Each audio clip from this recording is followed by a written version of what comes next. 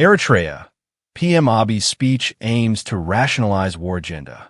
Eritrean Information Minister Yamen Gebremeskel criticized Prime Minister Abiy Ahmed's speech at the House of People's Representatives about the Eritrean government, saying it was an attempt to rationalize the Ethiopian government's agenda of waging war against Eritrea. The Eritrean government spokesman said in an article published on his X page on Tuesday, January 26, 2018, that the Ethiopian government was awarding the Eritrean army with the Medal of Honor during and long after the war in the Tigray War.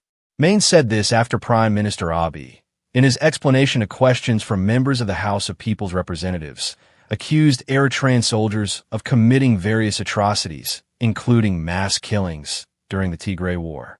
Prime Minister Abiy, who referred to the worsening relations between Eritrea and Ethiopia, said that the problem in relations between the two countries did not arise because his government raised the issue of access to the Red Sea.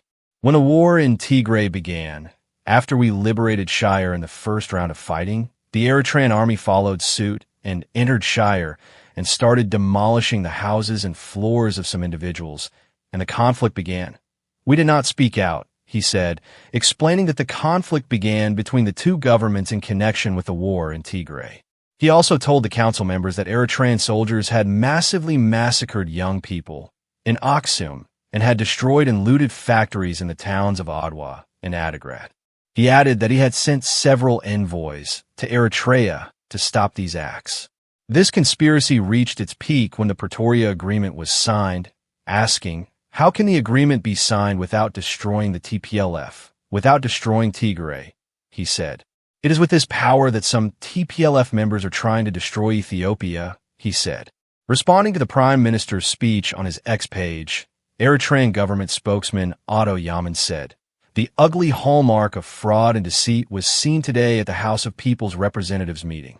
He said that the leader of the Prosperity Party and his senior military commanders had been giving high praise to the Eritrean army for a long time, during and after the war in Tigray.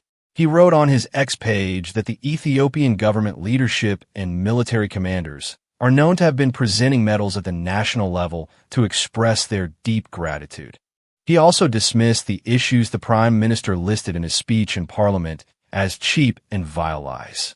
They also accused the Ethiopian government of brazenly crafting the case against Eritrea to cover up and justify its war agenda against Eritrea under the guise of gaining a sovereign seaport. Prime Minister Abiy, who followed Main, mentioned the issue of the Golan Heights, which Israel occupied from Syria, which he raised in his parliamentary speech. In his explanation, Abiy said that his government considers the Red Sea issue as a national agenda. Israel occupied the Golan Heights because it believed that it would pose a threat to my national security and survival. Abiy said, adding, the Red Sea and Ethiopia cannot remain separated forever. He said Ethiopia is seeking a seaport on the Red Sea through business law. He suggested that a share of the Grand Ethiopian Renaissance Dam or Ethiopian Airlines could be offered in exchange for a seaport. Otherwise, he explained that it could be done through a lease or a land exchange.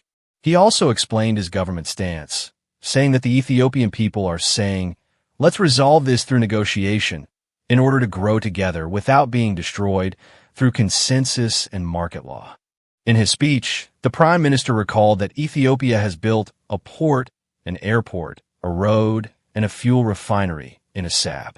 I believe it is appropriate to conclude the matter peacefully through negotiations without getting into anything undesirable, as it is impossible to continue to delay what is due to us for some reason today, he said. The Eritrean Information Minister, who cited the Golan Heights example mentioned by Abiy, wrote that the issue was raised to rationalize the reckless and illegal war agenda that the Ethiopian government is planning to launch in Asmara. In fact, the Prosperity Party leader has exposed the game himself when he used the Golan Heights example in this very speech to justify his reckless and illegal war agenda against Eritrea, he said. Ethiopia and Eritrea have had increasingly strained relations since the signing of the Pretoria Agreement. Each has been accusing the other. A week ago, the federal police announced that they had seized weapons that the Eritrean government had sent to the Fano forces operating in the Amhara region. Eritrea, however, has denied these allegations.